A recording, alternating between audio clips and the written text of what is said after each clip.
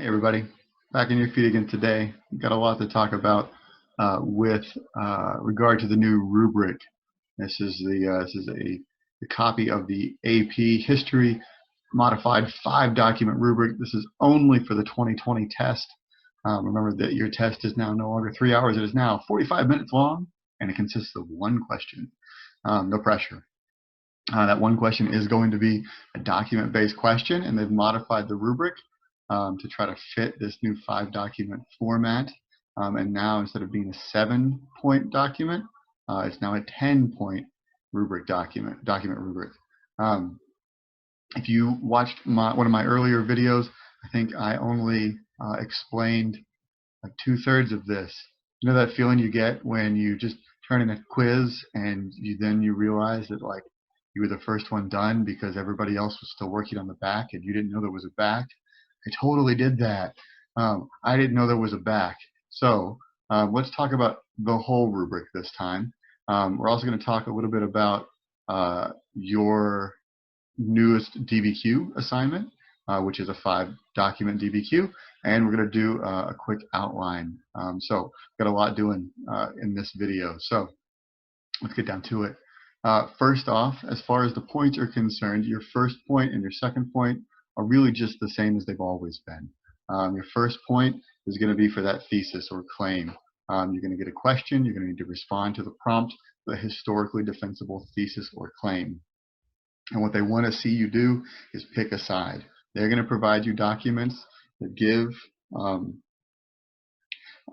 that answer the argument, that answer the question that they're going to give you, and they're going to want you to pick one side or the other and argue and prove that you are right. So just imagine that somebody's in the corner the whole time saying nuh-uh, and you're like, yeah, huh, and here's why. Second point is going to be for contextualization. This is where you use your sprite charts, right? Whatever the question is, use your sprite chart. Find the question. It will usually have a date within the question. Find that date within the sprite charts. They all have dates, and use that sprite chart to create that contextualization. Put the question and the prompt into a broader historical series of events. And just go broad and come right on down to your thesis statement. I'll show you that here in just a little bit.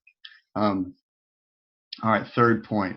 Actually, this isn't the third point. This is category C, which is worth up to, looks like, oh yeah, category C is bigger, which is worth up to 5 points. So the first point, the first 3 points are really similar to the previous rubric. First off, you get 1 point if you just use the content of 2 documents. Now, they don't want you to quote, they want you to paraphrase. You paraphrase 2 documents or you describe 2 documents and prove that you read it and you kind of, and you actually you don't have to prove that you understand it. As long as you use 2 documents, you get 1 point. Or you could support an argument in the response using just 2 documents. Now, this is a new point. This idea that you can just use 2 of the documents to support, and we'll get into that in the outline. And then the third point there supports an argument in the response to the prompt using at least 4 documents. And again, you're going to get 5, so this is really similar to what we had before. So if you can support, if you can use 2, you get a point. You support with 2, you get 2 points. You support with 4, you get 3 points. Now, they've previously that you had 1 point that you could gain for using outside evidence because they're only giving you 5 documents. They wanted to expand that, and so the second bit here is evidence beyond the documents. That's bringing in that outside information and using it like it was a document. And I'll have a video later in the week explaining a little bit more about how to do that as we go through the process of writing these DBQs. And so you're going to get 1 point for using 1 additional piece of evidence, 2 points for using 2 additional pieces of evidence. And so really the first, first 7 points of this whole rubric are just about your thesis, your contextualization, your thesis, and the argument that goes with it. And then, as usual, the analysis is that little whipped cream and cherry on top. And these are just like they were in the old rubric, except they've added an extra points. So it's basically the same thing, though. As far as this is your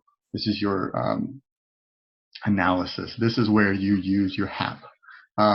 You use HAP, and you explain how or why the HAP matters. Remember, HAP is historical situation, audience, purpose, or point of view. Now, you don't have to use all of them. You could just use one of them.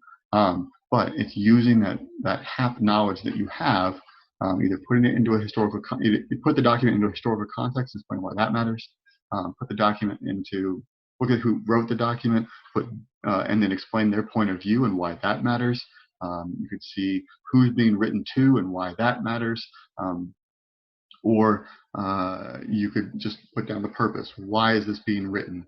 And why does that matter? And so if you do that for one document, you get 1 point. If you do that for 2 documents, you get 2 points. And so we'll talk about where to put that in just a minute when we look at how to do an outline one more time. Complexity, this is that complex understanding. Can you argue the other side? So what they want to see is they want to see you pick a side, argue that side, but then be able to say, but, or however, blah, blah, blah, blah, blah on the other side. And so just by doing that, and I'll show you how to do that in the outline, you can get that last point. And so that's your 10-point rubric.